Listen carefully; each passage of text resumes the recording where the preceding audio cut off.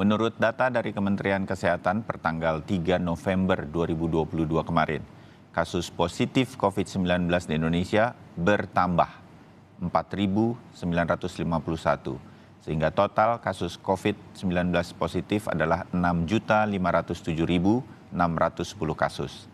Pasien sembuh bertambah 2.882 orang, total pasien sembuh COVID-19 6.316.793 orang. Sementara jumlah pasien yang meninggal dunia juga bertambah 42 orang. Total kematian akibat COVID-19 di Indonesia adalah 158.737 orang.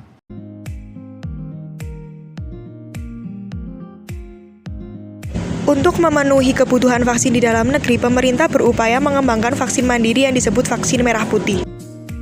Pengembangan vaksin dilakukan oleh 7 tim pengembang, salah satunya adalah Eijkman yang menggunakan metode platform subunit protein rekombinan.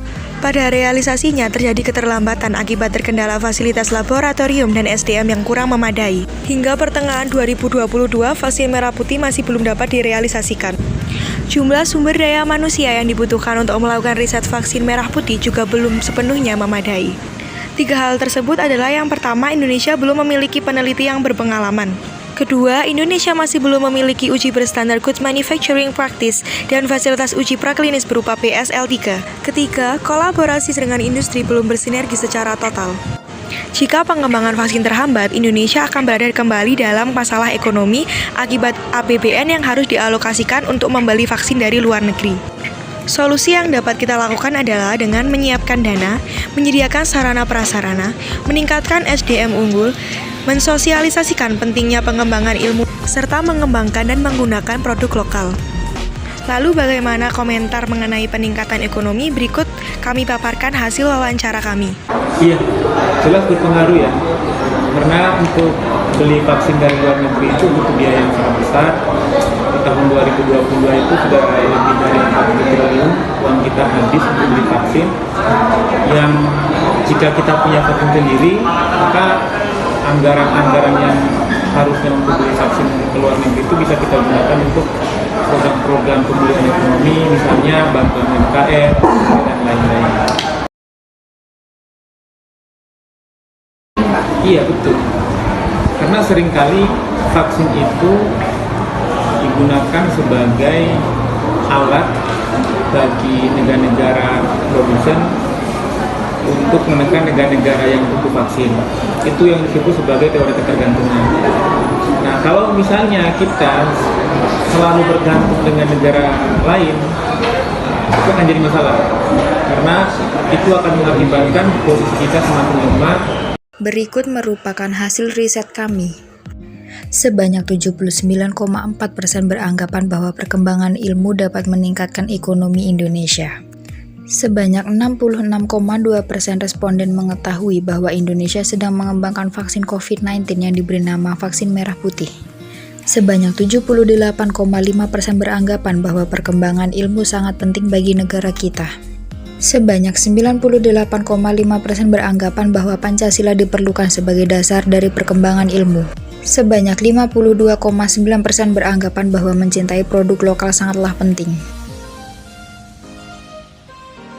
Halo, saya Muhammad Fenanda Aliubni dari Studi Agroteknologi. Perkenalkan, nama saya Elisa Sinda Putri dari Prodi Kesejahteraan Sosial. Nama saya Muhammad Fitra, saya dari masyarakat di Kota Malang, di kawasan Lawang. Nama saya Ahmad Fausan sebagai mahasiswa UMN. Nama saya Destara, saya merupakan mahasiswa Universitas Muhammadiyah. Kalau nggak tahu? Nggak tahu. Tahu? Enggak. Bisa meningkatkan perekonomian Indonesia. Mungkin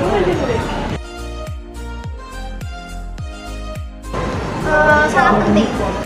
Pengembangan ilmu sendiri sangatlah penting dikarenakan setelah pandemi COVID kita harus menemukan inovasi dan solusi dari pengembangan ilmu tersebut, dan mungkin jika ada semacam produk dan juga barang ataupun jasa yang terdapat dari pengembangan ilmu tersebut, maka harus kita manfaatkan. Nah, kita sebagai negara Jika tidak mengikuti pengembangan tersebut, maka kita tidak akan beradaptasi dengan adanya sistem-sistem yang berkembang saat ini. Penting karena dengan saya sebagai masyarakat sipil, kemajuan peradaban suatu bangsa itu akan diukur dari sumber daya manusia, dan tentunya ilmu harus selalu dinamis, harus selalu status dengan sesuai dengan apa yang berkembang di masa itu, karena apapun itu akan selalu berubah secara dinamis dan ilmu harus mengikuti. Penting karena untuk membantu perekonomian Indonesia yang ada Indonesia lebih maju. Penting sih, karena dengan kita memakai produk lokal itu bisa mengembangkan perekonomian negara juga dan mendukung produk lokal supaya lebih maju. Penting karena bagi saya semua produksi dalam negeri ketika kita sendiri tidak mencintainya, tidak berniat untuk membeli, siapa yang mau beli? Kalau bukan kita, siapa lagi? Kalau bukan kita, kapan lagi? Seperti itu. Nantinya semua akan memutarkan perekonomian di Indonesia seperti itu. Sangatlah penting dikarenakan kita juga ketika menggunakan produk dari negara kita, itu akan meningkatkan potensi dari nilai ekonomis yang ada di produk-produk kita, dan juga mungkin kedepannya juga mempengaruhi bahwa potensi kita tuh tidak hanya di lokal saja, kemungkinan bisa ekspor maupun yang lain.